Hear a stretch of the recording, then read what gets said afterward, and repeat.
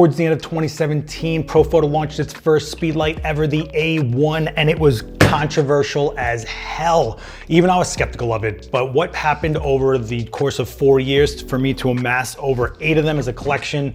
Let's talk about why I'm all in on the Profoto Speedlights, what I love about them, what I hate about them. Let's talk, stick around.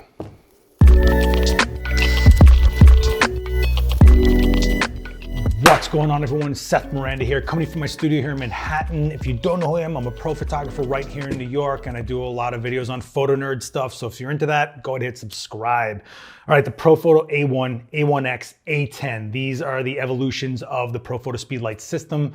And why was it so controversial when it came out? And why am I all in on it? Well, first of all, the Profoto A1 released in 2017, around September, October, and it was well received for the quality, but not the price. So we were looking at an $1,100 speedlight, which was unheard of at the time, and kind of still is, because I think Profoto is still the only one that makes a speedlight that expensive. And people wondered, like, what are you talking about? I spend $200 on speedlights. You know, the Nikon flagship speedlight, Canon flagship speedlights are like $600 at most. How is this thing $1,100? And even I was super skeptical of it. And I'm a guy who shoots a lot of speedlights. If you follow me at all, you've seen me do nothing but speedlight setups for years. Of course, I shoot with higher powered lights for a lot of other things. But when I'm, traveling or small location kits or whatever, I do a lot of speedlight stuff, Joe McNally style, if you want to call it that, right? I was even going, I can't even, as a guy who leans so heavily on speedlights, multiple speedlights at a time, I was having a hard time swallowing that $1,100 pill. And I said to myself, no, I'm not going to do this. And Clifford Hausner came up to me. Cliff Hausner is a legendary guy in this industry. You should all know who he is, and he's a Profoto just legacy. He really is. I'll put a link down below to a live conversation I had with him on this channel. Please take a watch at that. Please take a watch, a look, whatever. So I said to him, I'm like, you gotta be kidding me. I was like, Cliff, guy to guy, friend to friend, I can't justify this price. And he goes, what do you shoot with? I said, Nikon. He says, you have a bunch of speedlights. I'm like, yeah. He's like, you're gonna sell them. I was like, I don't know, Cliff. He said, here, take these for the weekend. So pre-release, he had 2 speedlights. I took them for the weekend. That Monday morning, I put in an order for 5 of them. And I was fighting myself the entire time. I said, I don't want to spend this money on it. I can't justify it. What is it about these lights that I would want? And I kept on trying to not sell myself on the lights. But the more I used them, the more they changed the game for me. The less I was having to carry, the more efficient my workflow was, the more I could depend on them. And here's pretty much why. So let's break this down. First of all, when the price came out, the first thing that hit everybody's mind was, well, they must be more powerful than typical speedlights. And I said to myself, well, on paper, the watt seconds is 75 or 76 watt seconds. That's pretty typical for a speedlight. What people don't know is that watt seconds aren't exactly a universal measurement. It's just kind of like what is happening inside the light. The real power is what comes out of the head. The watt seconds is the potential of, you know what? I have a whole video on what watt seconds are. Hit the link down below. I did a whole live stream where I set up a bunch of different lights and went over what exactly watt seconds are about. I'm not going to waste time on that here. But pretty much, it wasn't that it was on paper, spec-wise, more powerful, but it is more efficient, okay? So I can't give you an A and B exact test study of this, but after spending all my career using speedlights, I could easily tell you I felt like I was getting a half a stop to maybe a full stop more power out of these lights in certain situations based on just how efficient they are. The beam angle, everything about them was just higher performance for me. And more important than that, higher consistency. The color never shifted. They didn't shoot bluer like a lot of speedlights tend to do. In fact, your cameras, usually when you put it on flash white balance, pumps a bunch of warmer tones into it so that it can actually mitigate the bluer tones of most flashes. In fact, I think I get a DM once a month at least from someone who's using a different system that says, hey, I use a speedlight for fill and my shadows are blue. What's going on? I have to explain to them that tubes aren't all the same, And that's another thing we're gonna get into. This light was often imitated out there, and just because the head is round doesn't mean it emulates the type of light you get out of the A1. It hits really even, it falls off really clean. And maybe you don't really notice that stuff. Maybe you're not someone that looks at the subtleties of your light, but if you are particular, I did see a big difference between what was going on with this lens and this shape head than I was with these, what I call them, traditional square heads, right? I was happy with the performance, right? I was getting the onboard modeling light, and I could zoom the flash, and I could zoom the modeling light as well. And you guys have even seen me do demos where I use the modeling light as a constant light for shutter drag or like ghosty techniques. I'm just using the speed lights. I don't need to carry another light or worry about it. I can control everything with both a constant light and a strobe. Not that I would use it for video or anything like that, but it's a possibility. With a lot of other round head strobes out there, you couldn't zoom the LED as well as the strobe. On this you can. It actually does zoom both lights. So that was a difference for me, not a huge detail for you. But what exactly is it that's making this light $1,100 and worth it? Let's break that down for a second. So like I said, I was using Nikon Speedlights. These are SB910s, there's SB5000s. Those lights, and even in Canon system, they are around $600 brand new. You can get them cheaper used, obviously. They're definitely old now, so you can probably get them at a better price than that. But at the time, it was $600 a light. Now, they're also running off of AA batteries. That's 4 AA batteries, and you're not even getting close to the recycling time you're getting on this from having a rechargeable lithium battery. Now, rechargeable lithium batteries are nothing new in speed lights, but it was a really welcome addition to this light, having the faster recycle time, the longer time I could shoot for because I was getting more pops out of it and stuff like that, and just the smaller footprint in my bag. What do you mean smaller footprint? Well, this is the whole battery system and maybe the charger. That's about it. When I was shooting with these nonstop, you had 4 AA's, and then if I wanted to match the recycling performance of this light, I had to pull in one of these, which is the Nikon SD9 Power Pack. This adds 8 more AA's on top of the 4 AA's, making 12 AA's in my bag with this, plus the extra batteries themselves. So it was becoming to a point where I was spending $600 for the Speedlight, then another $250 for the pack, and then batteries every time. And keep in mind, I use more than one light. I use a minimum of 3 lights, let's say, right? A key light, a fill light, maybe a bounce in the room to fill it up, whatever. You use 3 lights, right? That's 36 batteries out there on the floor in play. Not counting if you have to change them to keep going for the second half of the day. Now you're talking ridiculous amounts of batteries, and now you're gonna go, but Seth, you can just get rechargeable AA's. Sure, I could, but they're an expensive system to get into. The world is moving more and more away from AA's. To invest in that type of technology is not where I'm gonna go. And not to mention, every time I want to charge these, you're gonna have 8 batteries in a rechargeable bay this big. Each light is 12 batteries. That means every charger and a half per light. You're looking at carrying a duffel bag just full of rechargeable batteries and the bays to actually charge them with. It's insane. With this, you were able to just have the light, maybe you take your charger with you, have a secondary battery there, and you're swapping them out as you need them. And you're swapping them out way less because they last that much longer. And the light is more efficient with the way it works, so it's not drawing as much power. It really does a good job. In fact, with firmware updates over time, the battery life actually got better in these lights for me, believe it or not.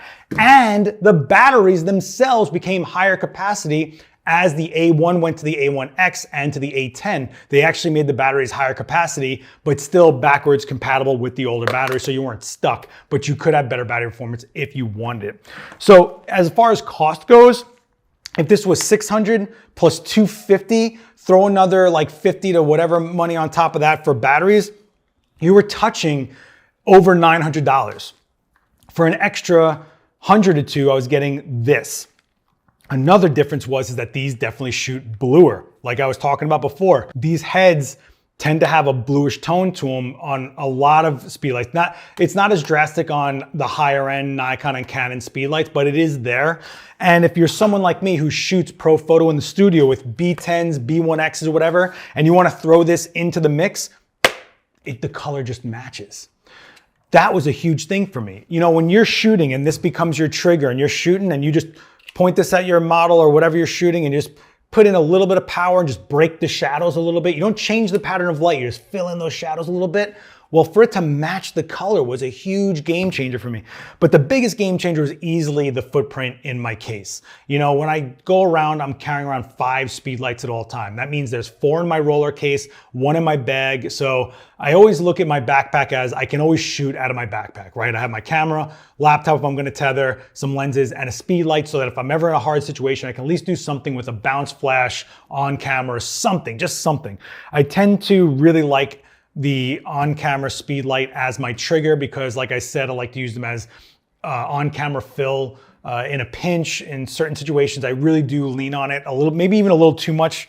But I do have videos on that. I'll put links down below for my A10 video. You can see exactly how I did that or what I'm talking about as far as the setup goes. Now, the other thing that was really special about this light and what I keep saying about Profoto as a system overall, which I don't think people understand, is consistency.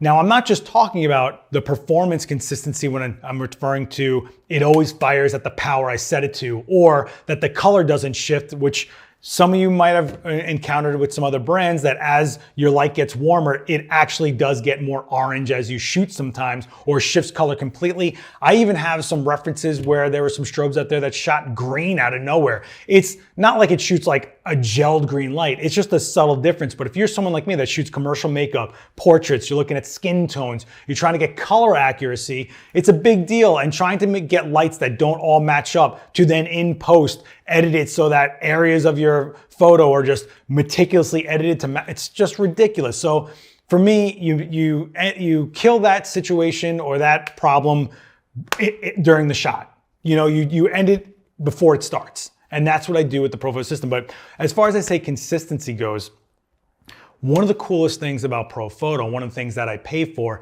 isn't just the exposure and color consistency and everything like that. Even the build quality is I find superior to a lot of things, which is a nice peace of mind. But the consistency I find is that it just works.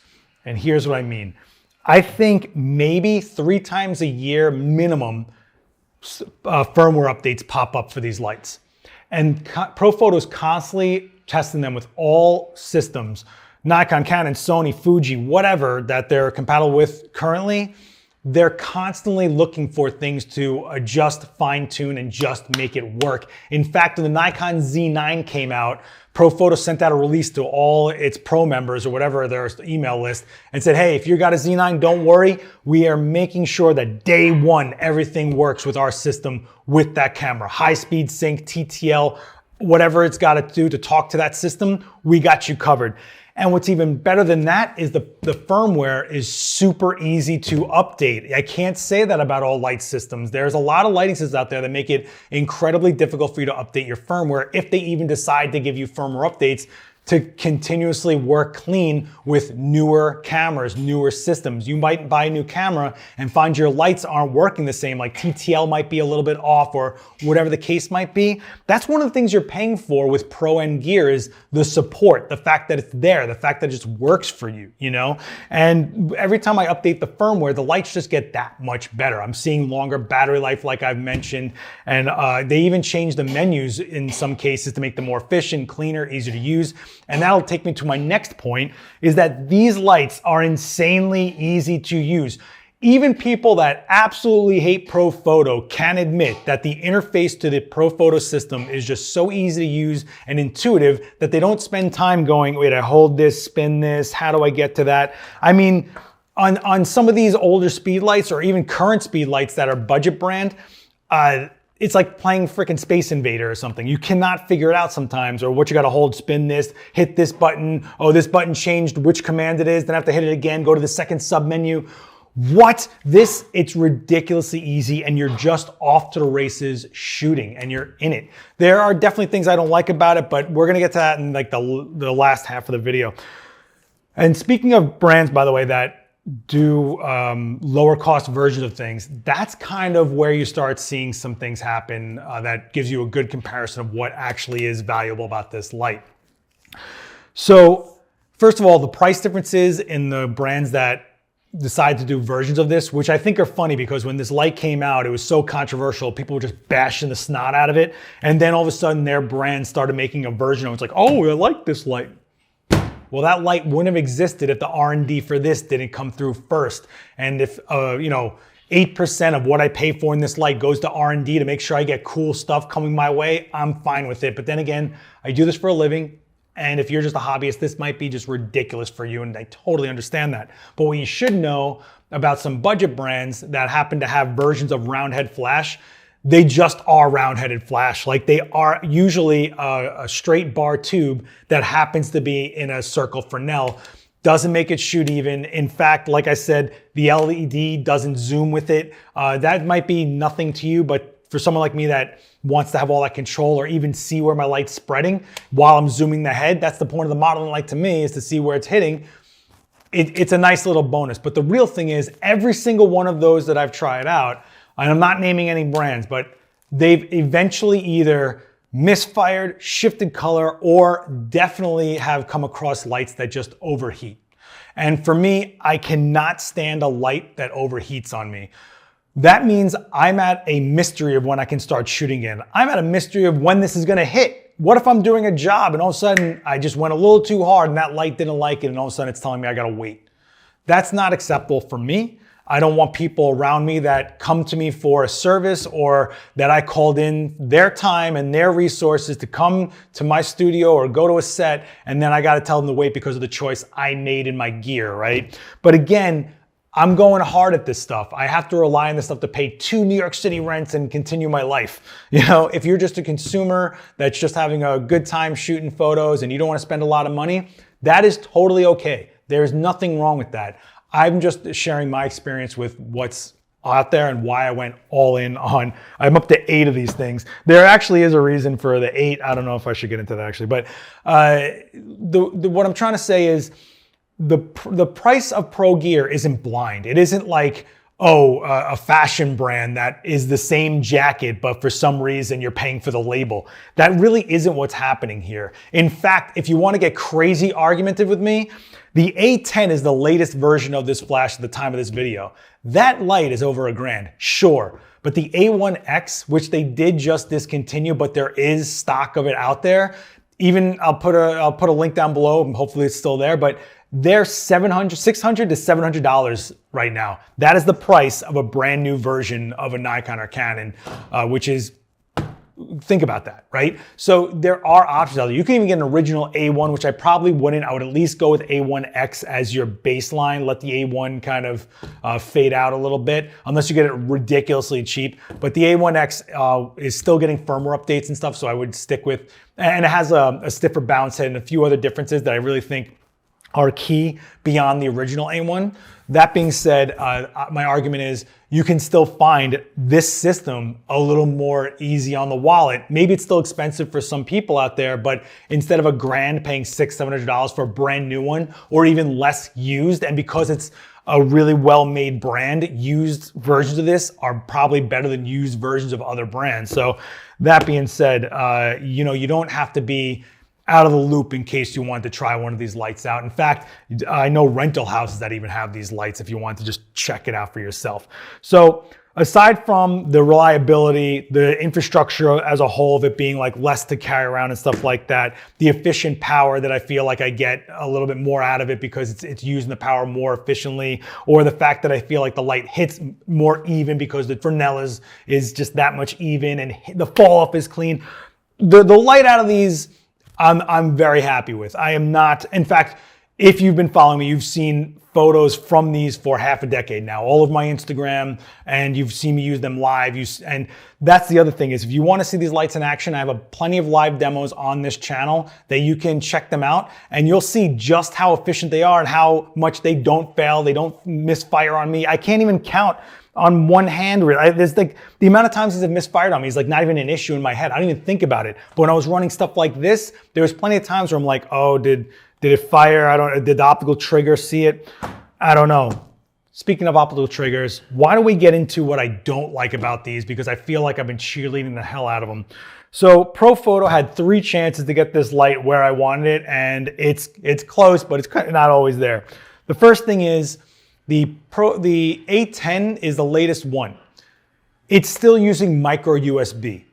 I wish it had USB-C. And the main reason I wish it had USB-C so that I could in-body charge the battery so that when I'm doing something super light or maybe I put one light in my bag and I don't want to worry about having to carry around a charger. If I just have an extra battery with me and in between stuff, I just plug this in and just let it charge a little bit more before I went back into shooting, I have that ability. It's USB micro, so I bet you it doesn't have enough power draw to actually charge a battery in body. But man, for road trips, for keeping your kit small, how ideal would that be to have USB-C and just charge the battery in the Speedlight in a pinch?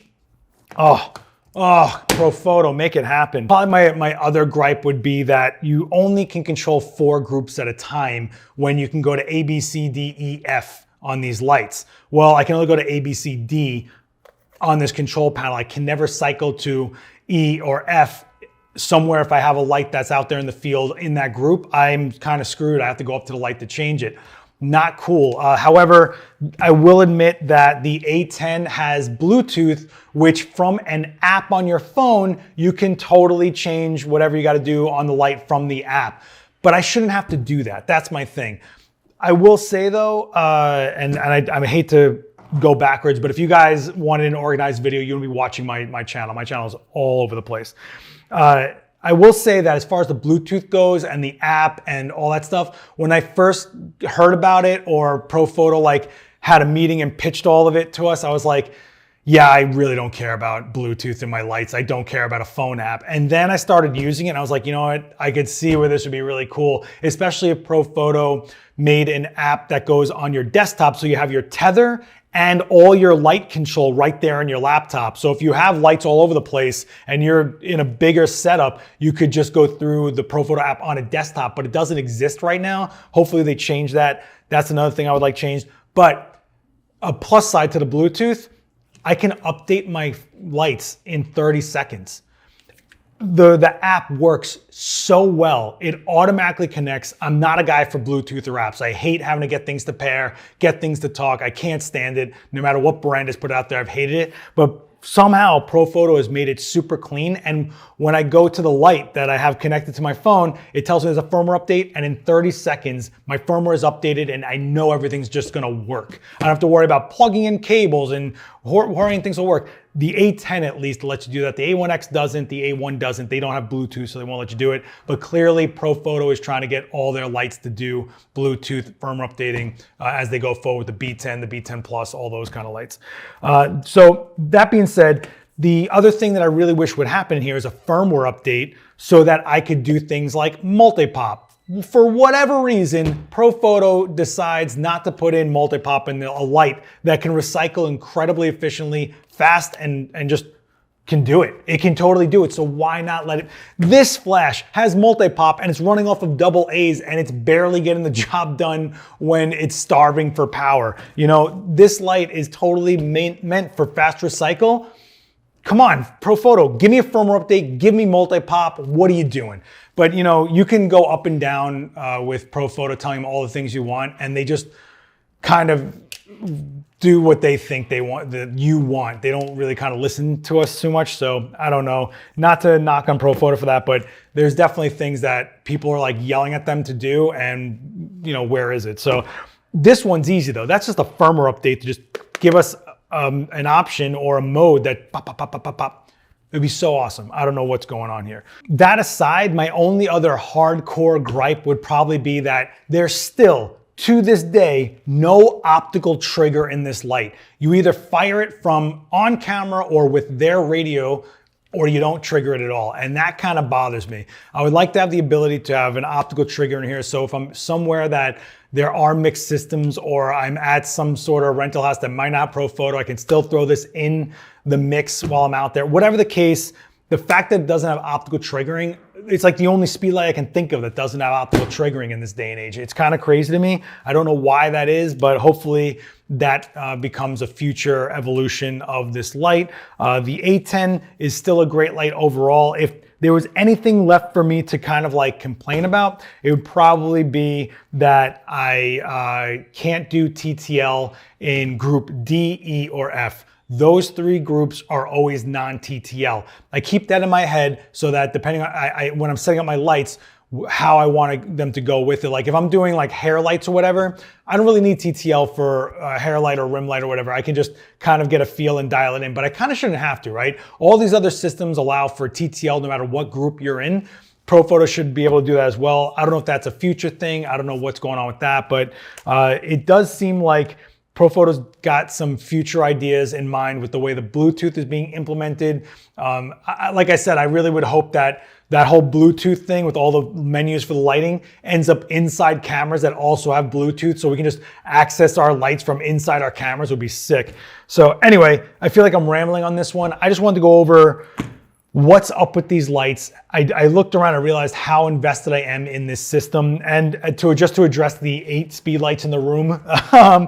I use 5 for my straight up kit, which is 1 in my bag, 4 in my case, right? I keep an extra one in my case for with my B1Xs, my higher end, my bigger lights. So in some weird situation, if I needed like a 5th light for whatever reason, or if I just wanted to throw a pop of color on something, whatever. If I need an extra trigger for whatever reason, if I ran out of batteries in the trigger, I just have that speed light. So that's another one that's in that case. And then I have one for Fuji because I have a GFX 100S and I wanted one that could be a trigger or an on-camera flash for that camera. And I also have one for Sony because their shoes are completely different from everybody else's. And sometimes I do videos where I have to do something with a Sony, like a Sigma video or whatever. You probably see me do that. I just wanted to be able to use this light or my lights with a Sony. So I just made sure to have a Sony version of it. That's kind of how this thing grew. I got a bunch of A1s.